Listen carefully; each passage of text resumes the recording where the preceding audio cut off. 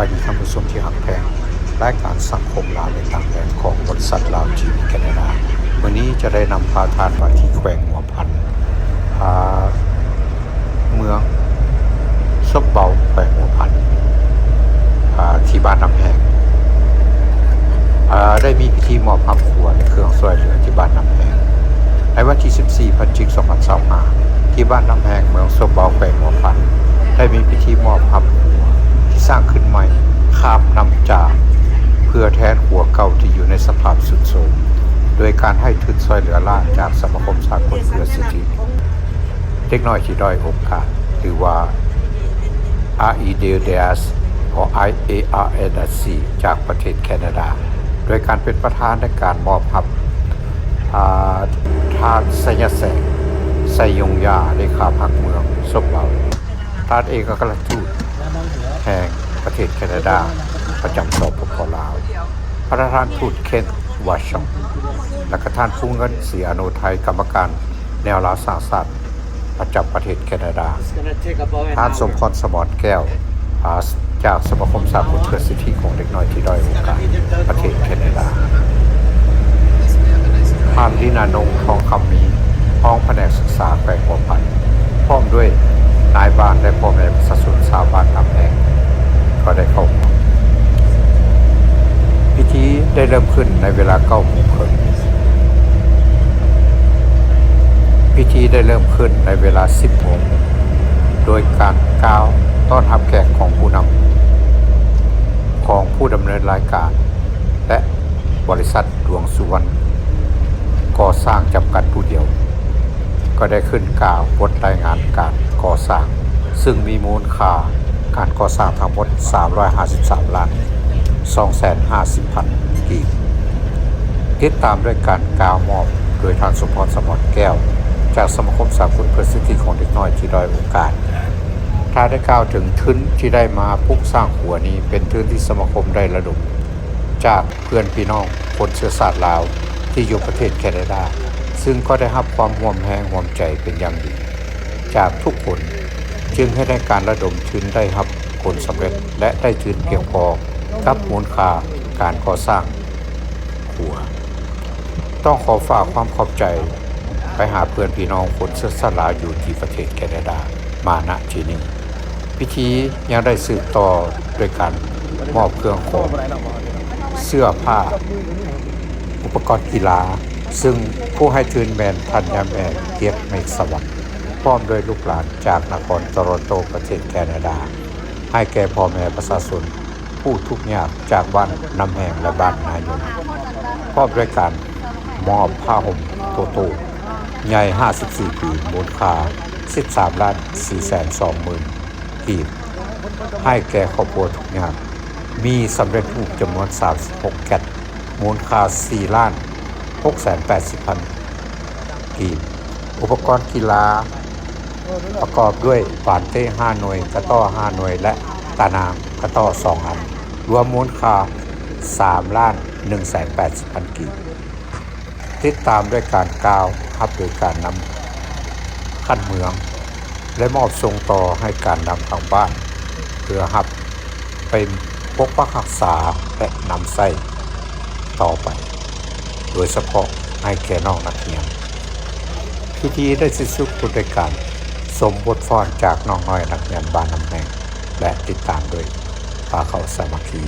และก็เลิกลากันไปโดยไม่ได้จิตที่ดี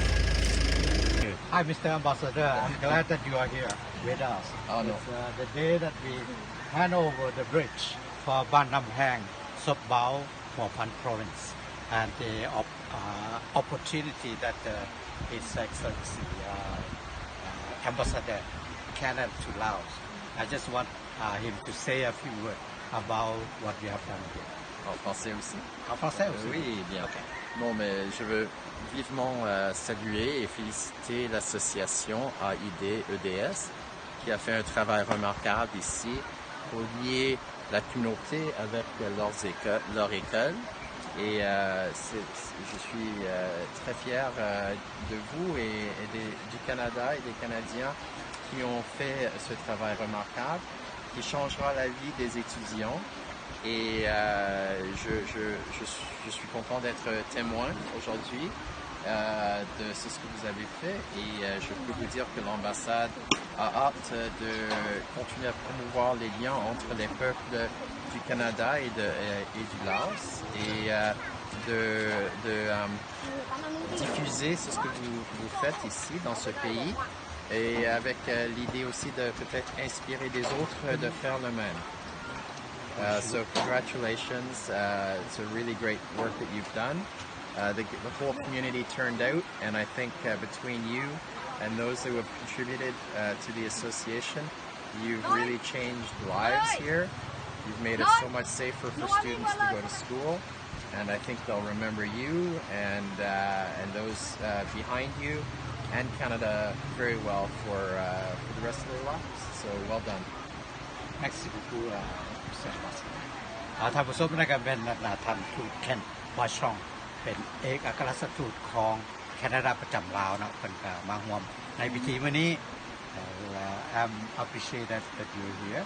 and hopefully in the future we can continue the work and you can be with us again. I would love that. Thank you. Je n'aimerais bien. Thanks.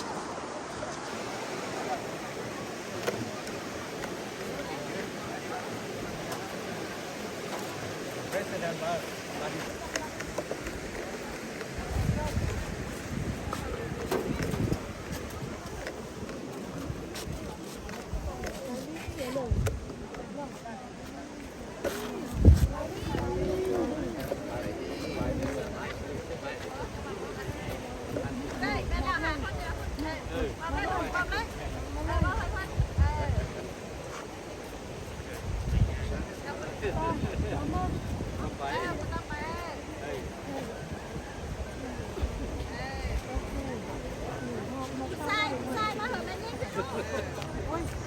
Hãy subscribe cho kênh Ghiền Mì Gõ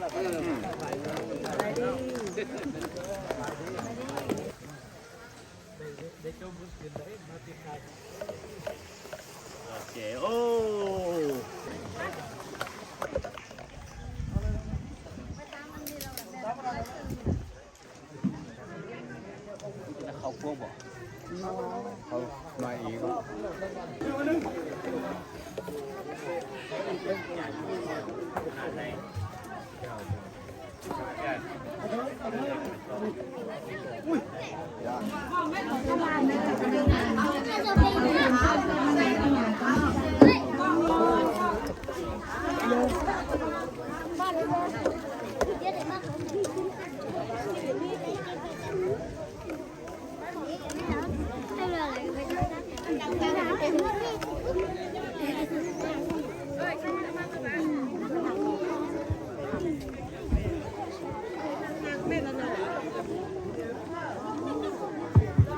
những video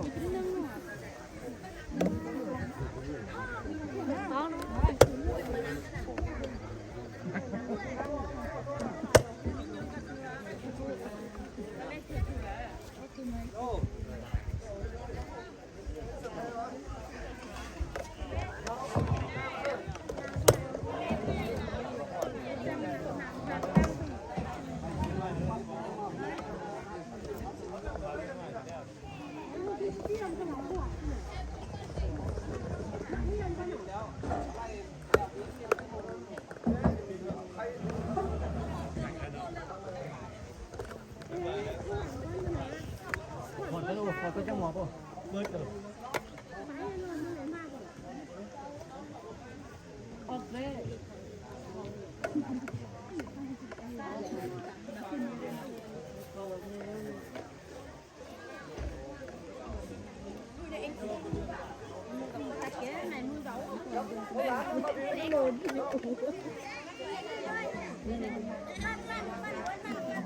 อันลูกหลานนักเรียนเฮายับมานั่งข้างหน้าพี่ตื้มยับมามาทางขาก่อน คนมาหลายมือแล้วเนาะเขา ประจำสปปลาว และการเหิดทึนของสมาคมสากลเพื่อสิทธิเด็ก ที่ด้อยโอกาสจากประเทศแคนาดา ได้เหิดทึนการก่อสร้างโรงเรียน และครัวบ้านน้ำแห่งเมืองสบเบา มีผลสำเร็จห้อยสุนห้อย ดังนั้นมื้อนี้ทางของการศึกษาธิการและกีฬาเมืองสบเบา และภาคส่วนที่เกี่ยวข้องจึงได้เรียกเชิญเอาบรรดาทาน มาเข้าร่วมพิธี เพื่อจะได้มอบพับครัว และมอบเครื่องสวยเหลือให้นักเรียน และประชาชน2บ้าน คือบ้านน้ำแห่งและบ้านนายมนั่นแม่นจุดประสงค์ เป็นเกียรติเข้าร่วมพิธีของพวกเฮาเนมื้อนี้ยังมีทานพูดเทนวาซองเอกอัครราชทูตแคนาดาประจำลาว พร้อมด้วยทีมงานก็ให้เกียรติเข้าร่วมขอสมเสยยังมีทานไสยแสงทรงยงยากรรมการพรรคแขวงเลขาพรรคเมืองซบเบาพร้อมด้วยทีมงานของเมืองก็ให้เกียรติเข้าร่วมขอสมเสยยังมีฐานดินอานงทองคำมีห้องหัวหน้าแผนกศึกษาธิการและกีฬาแขวงหัวพันพร้อมโดยทีมงานของแขวงก็เฮอเกียรติเขาห่วมขอสมเสยยังมีฐานบริษัทอำนาจการปกครองบ้านผู้อาจารย์นักเรียนแต่ป .1 ถึงป .5 พ่อแม่ประชาชนบ้านน้ำแห่งก็ให้เกียรติเขาห่วมขอสมเสยในโอกาสต่อไปขอถือเป็นเกียรติเทียนเชิญทานโอภาสดวงสุวรรณบริษัทก่อสร้างครัวขึ้นรายงานสภาพการก่อสร้าง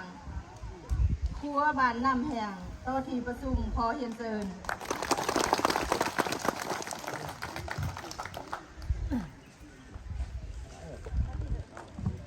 เป็นฐานทูตแคนาดาประจำโซโปโปลาวเยี่ยมฐานการนำเมืองสุบเบาพร้อมด้วยคณะการนำแผนกศึกษาแข่งหัวพันบรรดาฐานสมาคมสิทธิเด็กน้อยโดยโอกาสนับถืออำนาจการปกครองกลุ่มบ้านตลอดพ่อแม่ประชาชนที่เข้าร่วมข้าพเจ้าในนามบริษัทดวงสุวรรณก่อสร้างขอรายงานสภาพการก่อสร้างครัวบ้านน้ำแห่งนี้อิงซื้อสัญญาก่อสร้างระหว่างบริษัทดวงสุวรรณและสมาคมสิทธิเด็กน้อยในโอกาสข้างวันที่2 เดือน 10 2025ว่าโดยการก่อสร้างครัวคำหน่วยบ้านน้ำแห่งนี้บริษัทดวงสุวรรณได้ลงมือก่อสร้างแต่วันที่5 เดือน 10 2025ซึ่งมีเวียกก่อสร้างดังนี้ 1. เวียกจุกตินเสา4 เสาเวียกก่อสร้างทางเขาครัว2 สนเวียกก่อสร้างเสาครัว3 เสาก่อเฟิร์ม1 เสารวมเป็น4เวียกนาครัวเล็กครัว2 สั้นเนื้อแบบ18 เมตรเพิ่ม6 เมตรรวมเป็น24 เมตรการก่อสร้างห้าวกันตุก24 เมตรเทเปตุงทางยาว18 เมตรกว้าง2 เมตรหนา12 สั่งใส่สีกันเมียงก่อกันเจือน2 ส่วนครัว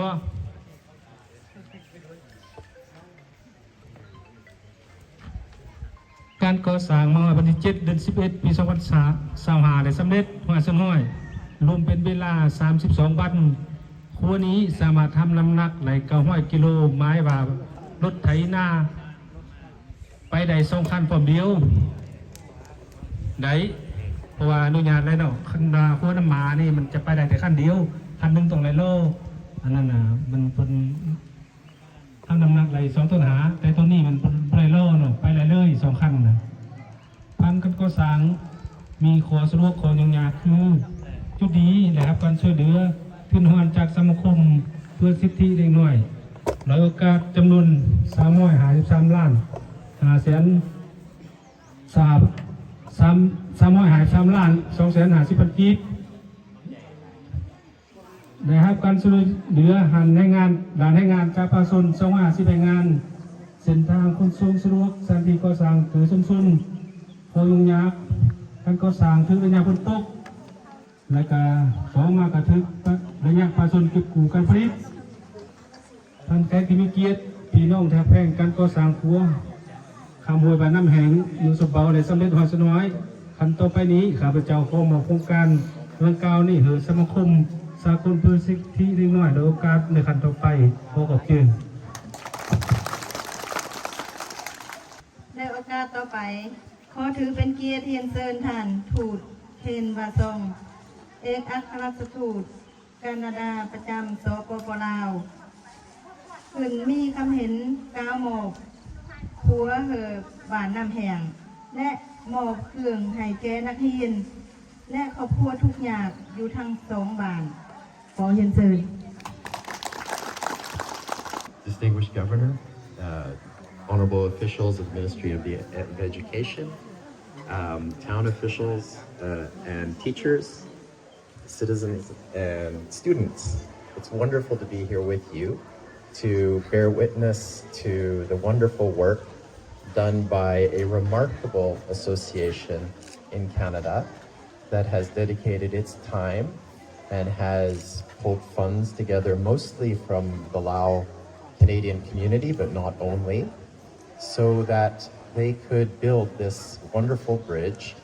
and make it that much safer for all of the students of this community to come and go to school. And I'm thrilled as the Ambassador of Canada to be here today to see the work that unites people of Canada and of this community in Laos, and to publicize the great things that are being done on a people-to-people level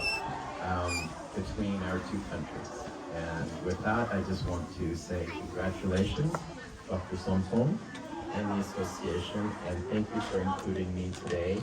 in really what is a celebration of your work. So, Chai Lala.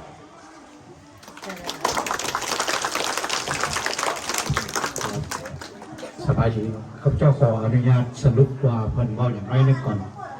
ก่อนอื่นอันนั้นชื่อของเพิ่นเป็นท่านทูตแคนวาชองเป็นเอกอัครราชทูตผู้มีสามัญผู้มีอำนาจเต็มแห่งประเทศแคนาดาประจำสปป.ลาวเนาะและก็เพิ่นมีความดีใจที่ได้พบพ่อทางการนำทุกขั้นและก็พ่อแม่พี่น้องและก็น้องน้อยนักเรียนทุกคนแล้วเพิ่นก็ขอชื่นชมผลงานของอาณาที่พวกเขาได้มาสร้างที่สมาคมสากลเพื่อสิทธิของเด็กน้อยที่ได้โอกาสได้มาสร้างโรงเรียนหลังนี้กับอยู่ขัวเนาะซึ่งก็สำเร็จไปอย่างแบบ 100% และก็ขอขอบใจและก็ภาคภูมิใจที่สุดที่เพิ่นได้เว้าถึงความหัวไม้หัวมือของพี่น้องคนเสื้อชาติลาวอยู่ที่ประเทศแคนาดาที่ว่าหัวไม้หัวมือระดมทุนเนาะสละทุนผู้เล็กผู้น้อยมาช่วยกันเพราะว่าทุนนี่บ่แม่นทุนของรัฐบาลเป็นทุนของพ่อแม่พี่น้องคนเสื้อชาติลาวเฮาอยู่ที่ประเทศแคนาดาร่วมแรงร่วมใจกันและสละทุนมาปลุกโรงเรียนแล้วก็เฮ็ดหัวให้ชาวบ้านน้ำแห้งนี่แล้วก็ให้น้องน้อยทุกคนได้สมใส่เนาะอันนี้เป็นคำเห็นของท่านทูตและข้าพเจ้าขอถือโอกาสนี้กล่าวฮับเลยเนาะเพราะว่าข้าพเจ้าเป็นตัวแทนของสมาคมสากลเพื่อสิทธิของเด็กน้อยที่ด้อยโอกาสหรือว่าสมาคมIARNSC เป็นภาษาอังกฤษว่า International Association for the Right of Needy and Suffering Children อันนั้นเป็นชื่อเต็มและสมาคมนี้เป็นต่างหน้าหรือเป็นตัวแทนของพ่อแม่พี่น้องคนเสื้อชาติลาวอยู่ที่ประเทศแคนาดาที่ว่าพวกเขาได้ระดมทุนสมาคมนี้เป็นผู้ปลุกระดมทุนให้พ่อแม่พี่น้องคนเสื้อชาติลาวเขานี่แหละอยู่พุ่นหันออกเงินกันผู้ละเล็กละน้อยจัดงานเพื่อว่าหาทุนอันนี้ก็เป็นความสามัคคีความพุ่มลุ่มกันของพี่น้องคนเสื้อชาติลาวเขาอยู่พุ่นเพราะฉะนั้นทุกเทือที่พวกเขาได้มามอบจะเป็นยูนแข่งได้ก็ตามเนาะปัจจุบันนี้หลังนี้เป็นหลังที่14ที่พวกเขาสำเร็จไปแล้วอยู่ในประเทศลาวนี่และอีกอันหนึ่งข้าพเจ้าจะขอว่าณโอกาสนี้เช่นกันก็มีผู้ที่ว่าซื้อเพิ่นหันยาแม่เกียเมฆสวรรค์ผู้ที่เพิ่นให้ทุนมา ซื้อผ้าห่มเสื้อเสื้อกันหนาวหลักการเป็นเครื่องกีฬาเนี่ยต่างๆเนี่ยแม่นเพิ่นเป็นผู้ให้ทุนโดยที่เพิ่นมอบทุนให้พวกเขาเป็นตัวแทนเพิ่นมามอบให้เนาะแม่นยะแม่เกียกเมฆสวรรค์พร้อมด้วยครอบครัวจากนครโตรอนโตออนแทรีโอประเทศแคนาดาเพิ่นฝากมาอันนี้เขาเป็นตัวแทนมากามีความภาคภูมิใจและก็ดีใจเป็นที่สุดที่ได้เป็นตัวแทนของเพิ่นและมามอบเครื่องในมื้อนี้และมื้อโอกาสนี้ครับจะกทมอบอาคารบริเวณอาคารขัวนี่ให้กับทางเมืองเนาะเพื่อว่าเพิ่นจะได้มอบต่อให้ทางบ้านเพื่อให้พ่อแม่พี่น้องและน้องน้อยนักเรียนได้สมใส่สืบต่อไปแล้วก็พวกพังอาสาเนาะขอบใจสันขออนุญาตอีกทีหนึ่งเนาะสันหนึ่งในโอกาสที่ทางทีมงานเนาะของท่านทูตมาในมื้อนี้เพิ่นยังมีเครื่องช่วยเหลือโดยจำนวน2 บาทและเฮอนักเรียนได้ก็ขอบคุณทุกอย่างแต่ขอเชิญให้นักเรียนตามหน้านักเรียนเนาะอนุบาลและป .1 ถึงป .5 ขึ้นมาฮับตางหน้าเนาะขอเชิญถือเป็นเกียรติเรื่องการมอบครั้งนี้เนาะขอเชิญทางทีมงานของทางผู้เท่าเนาะขึ้นก้าวหมอบเนาะขอเรียนเชิญ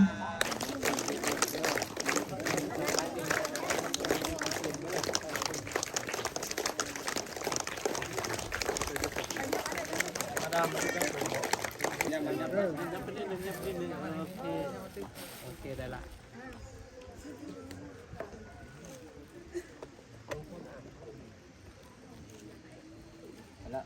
โอเคครับขอบใจพักผ่อนด้วยไปอยู่บ้านนางกันครอบครัวทุกอย่างทั้ง2 บ้านหันขึ้นมาตั้งหน้าฮับอีกเทื่อนึงเอาขอเชิญมาจากบ้านละ2 คนเนาะเชิญผ้าห่มกันไหนบอกเอาผ้าห่มกันเนาะเจ้า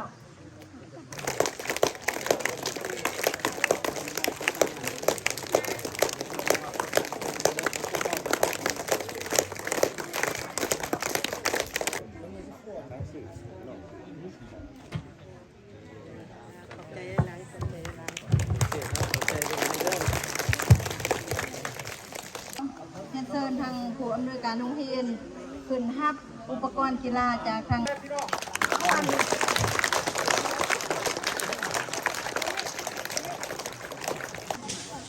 เพื่อให้เหตุการณ์ปกปักรักษาตัวและโรงเรียนได้บุญใส่ยาวนานขอถือเป็นเกียรติที่เชิญท่านชัญญแสงทรงยงยากรรมการพรรคแขวงเลขาพรรคเมื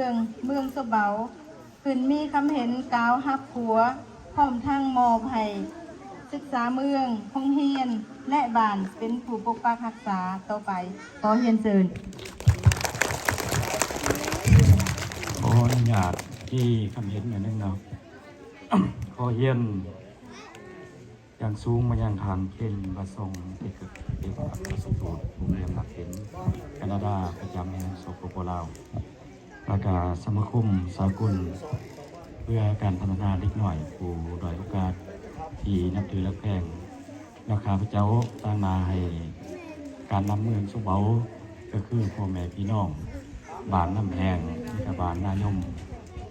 ได้มีโอกาสเข้ามาห่วมพิธีโดยเฉพาะแม่นการมอบภาพหัวที่ได้รับการช่วยเหลือจากฐานทูตและก็สมาคมพ่อแม่พี่น้องชาวลาวที่อยู่แคนาดาซึ่งอยู่ในระยะผ่านมาหันสมาคมดังกล่าวก็ได้สอยไปแล้วกระแมนโรงเรียนหลังนี้เนาะอย่างวันนี้พวกเขาได้มีโอกาสอีกหนึ่งก็คือการมอบภาพหัวขามจากบ้านมาสู่โรงเรียนแห่งนี้เบิ่งมูลค่าก็เป็นมูลค่าที่ว่าสูงสมควรเนาะมูลค่า300 กว่าล้านแต่สิ่งสำคัญหันแม่นความสามัคคีความหักแพงนำใจช่วยเหลืออันประเสริฐจากเสื้อสายเสื้อสาดเล่าที่ดำรงชีวิตอยู่แคนาดาที่ได้มาช่วยเมืองสมบัติของพวกเขาก็คือบ้านน้ำแหงพวกเขานอกจากนั้นพวกทานยังมีเครื่องช่วยเหลือ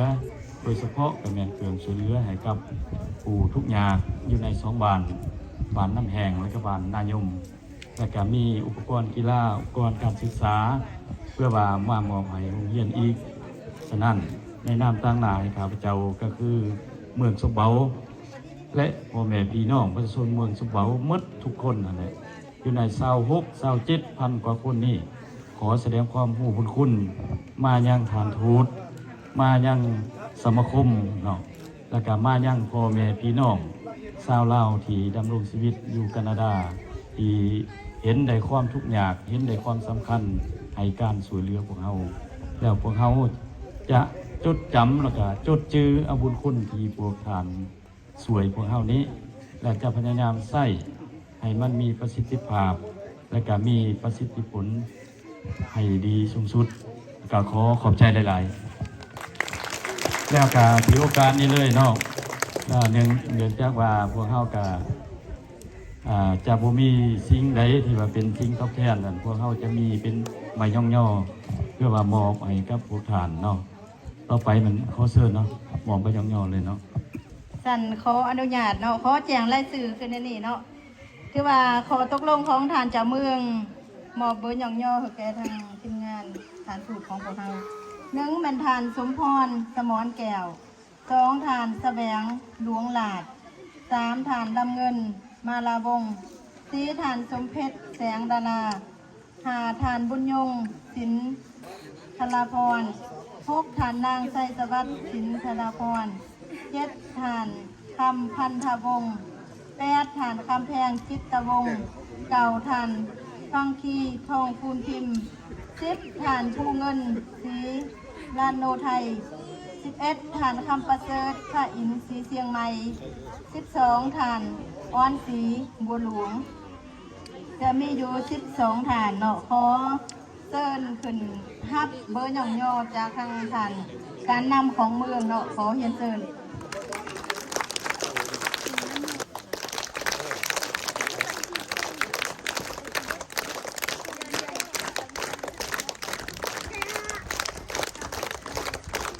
และก็ทานสมาคมสากลเพื่อสิทธิเด็กโดยโอกาสประเทศแคนาดาขึ้นฮับเบอร์ย่อๆจากทางการนำของเมืองเนาะขอเรียนเชิญ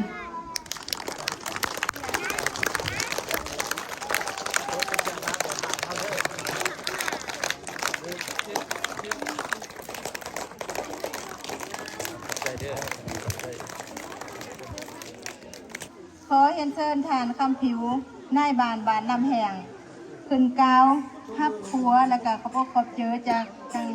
ทีมงานของฐานทูตเนาะขอเรียนเชิญก็อนุญาตครับก่อนอื่นก็เรียนคณะประธานพิธีของประชุมที่เคารพและนับถือชั้นสูงแล้วก็ขอเรียนบรรดาท่านแขกที่มีเกียรติทุกท่านที่เคารพและนับถือข้าพเจ้าสื่อคำผิวคำสุรินทร์นายบ้านน้ำแห้งเมื่อนี้ข้าพเจ้ามีความรู้สึกดีเจอและเป็นเกียรติจังสูงที่ใดตั้งหน้าพ่อแม่ประชาชนชาวบ้านน้ำแห้งผู้เฮาและก็ดีใจที่ว่าองค์การที่ช่วยเหลือบ้านน้ำแห้งของผู้เฮาก็คือโรงเรียนและก็ครัวแห่งนี้เนาะแล้วประชาชนภายในบ้านก็มีความดีใจหลายเนาะที่ว่าสมแห่งงานเชอด้วยการก่อสร้างครัวสวยทางเงินบริษัทเนาะก็มีแห่งงานที่ประกอบสวยจำนวน200แห่งงานเนาะประกอบสวยในครัวแห่งนี้เนาะบรรดาทานที่เคารพข้าพเจ้ามีความรู้สึกเป็นเกียรติอย่างจริงเนาะที่องค์การสมาคมแคนาดาที่มอบทุนและก็ฝากรัฐช่วยสีนำเบื้องแย่งข้าพเจ้าโดยขอตั้งหน้าผมแม่ประชาชนชาวบ้านน้ำแห้งขออวยชัยพรให้ทานจงมีสุขภาพแข็งแรงอายุมันยืนยาวช่วยเหลือเบื้องแย่งบ้านของพวกเราตลอดไปแล้วก็ขอแสดงความขอบคุณขอบเจอนำบรรดาทานที่อุดหนุนช่วยเหลือบ้านพวกเราเพราะบรรดาทานมีสุขภาพแข็งแรง มีผลสำเร็จในนาทีเบียงงานอันมีเกียรติของท่านว่าแนะนำข้าพเจ้าตั้งหน้าเฮาผู้แม่ประชาชนที่ว่าขอฮับเอาครัวมาส้มเสื้อและก็รักษาตลอดไปมานี่ก็ขอขอบเจอนำบรรดาท่าน ท่านพิธีของพวกเฮาเนาะดำเนินมาฮอดนี้ก็ไก่จะสำเร็จสันแนะนำข้าพเจ้าตั้งหน้าให้ทางคณะรับผิดชอบของเมืองขอขอบอกขอบเจอมายังท่านแค่นวาซองเอกอัครราชทูตประจำสปป.ลาวพร้อมด้วยทีมงานจงมีสุขภาพเข้มแข็งมีอายุมั่นขวัญยืนเฮ็ดสำเร็จหน้าที่การงานของพวกท่านดังจุดประสงค์ที่ได้วางไว้ขอขอบอกขอบเจอมายังบรรดาท่านการนำของแขวงการนำของเมืองตลอดถึงบรรดาฐานคณะรับผิดชอบขันแขวงขันเมืองและทั้งนายบ้านทั้ง2บ้านตลอดถึงครูอาจารย์นักเรียน